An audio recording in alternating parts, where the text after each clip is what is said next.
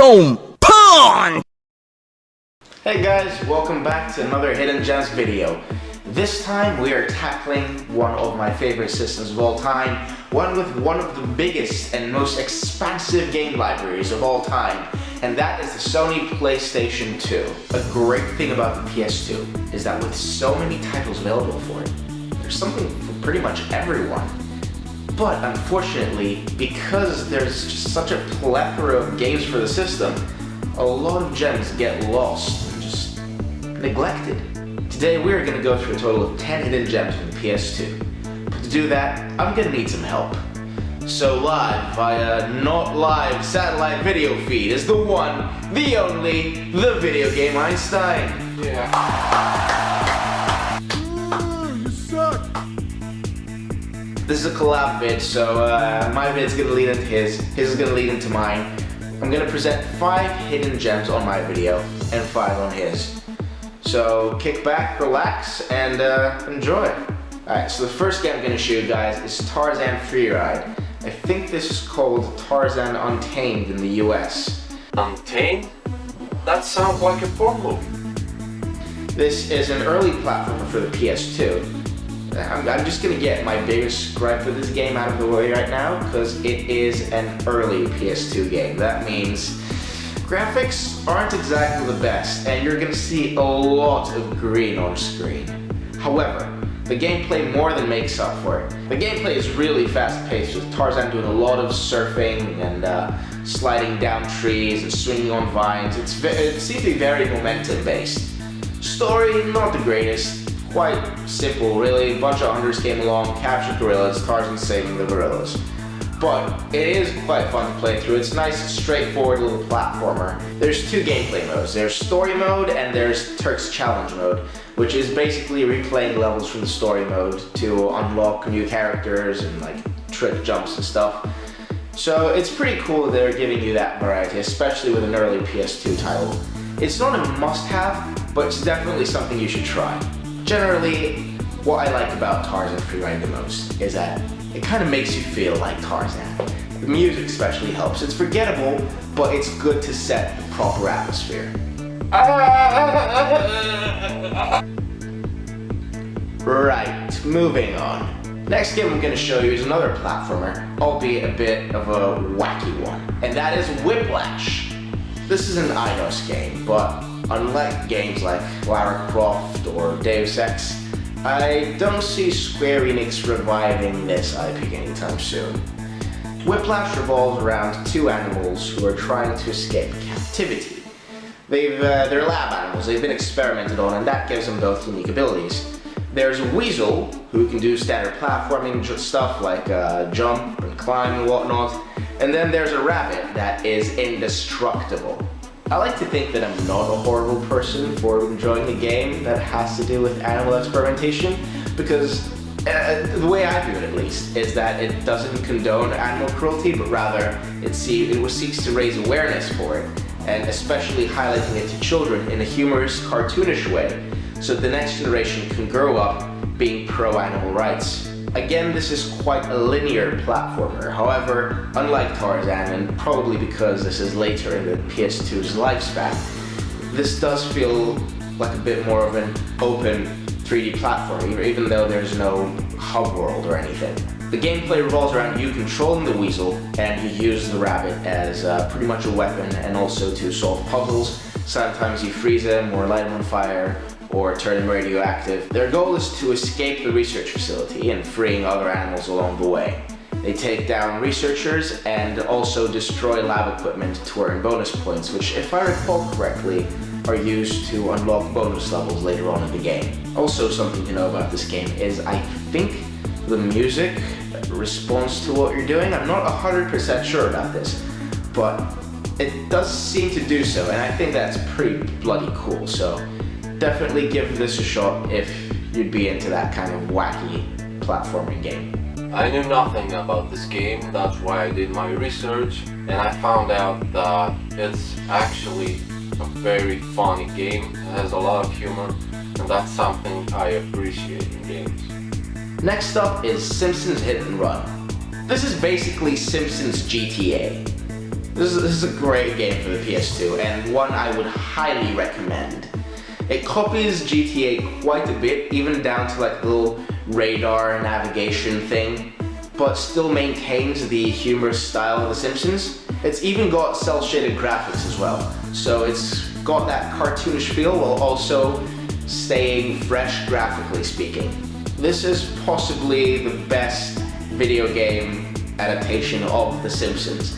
It feels a bit like playing an episode of the show, and while it doesn't do that to the same effect as South Park The Stick of Truth did in the next console generation, it is a very similar feeling. So if you're a fan of The Simpsons, then please do yourself a favor, check this game out. Hey VG, do you watch Simpsons? No! The penultimate game I will show you today is Maximo vs. Army of Zin. This is the second game in the Maximo series, and this is part of the Ghosts and Goblins franchise. So predictably, I've never gotten very far in this. One very obvious similarity between Maximo and Arthur from the Ghosts and Goblins games is that his health is reflected through his armor.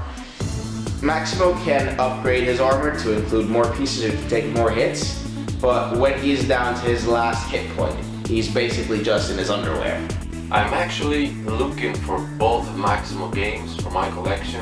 Never had the chance to play any of these.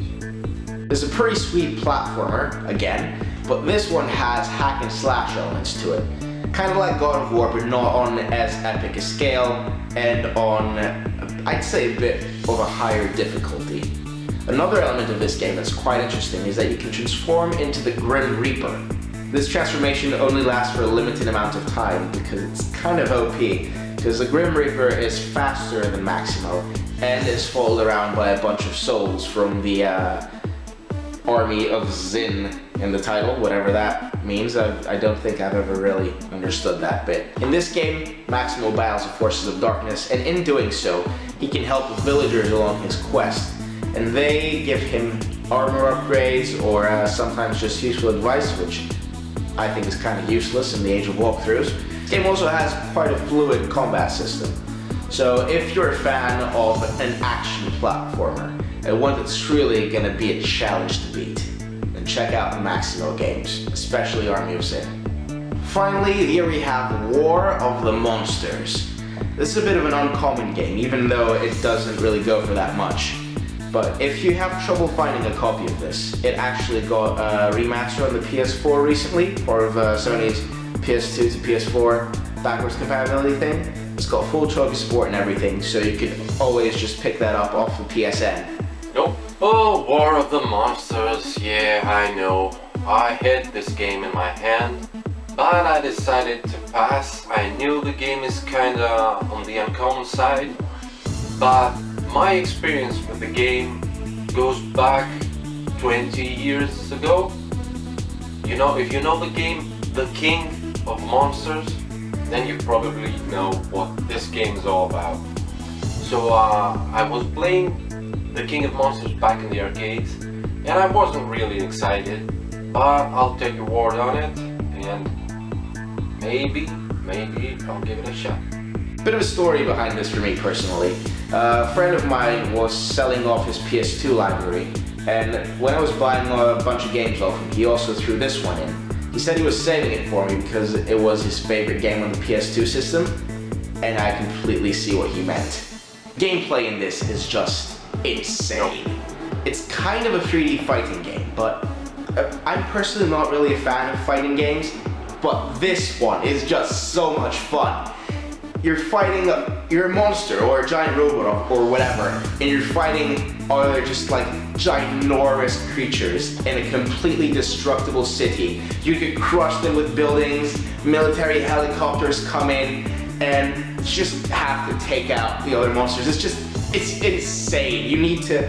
It's one of those games you need to play to fully understand what it's about. It's also got a bit of a not so subtle sense of humor. Again, it's something you really have to experience for yourself to really understand.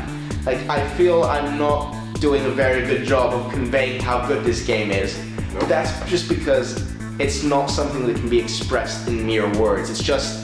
insane No, is no, the best no, word no. I can think of to describe it. It's got a bit of a B monster movie feel to it, especially with some really cliche music, but that just adds to the overall atmosphere. It's a very enjoyable game.